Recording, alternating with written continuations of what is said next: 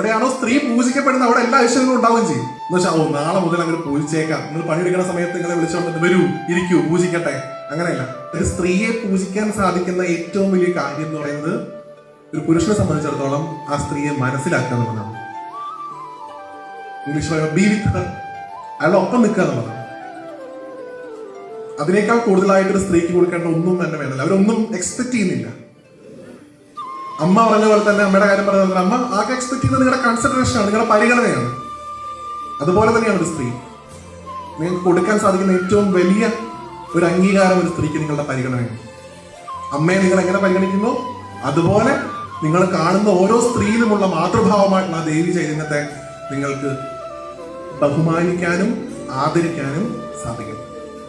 അല്ലാതെ മൂകാംബിക പോയിട്ട് അമ്മയെ വിളിച്ചിട്ട് സ്വന്തം ഭാര്യയെ നോക്കാതിരുന്നിട്ട് കാര്യമില്ല.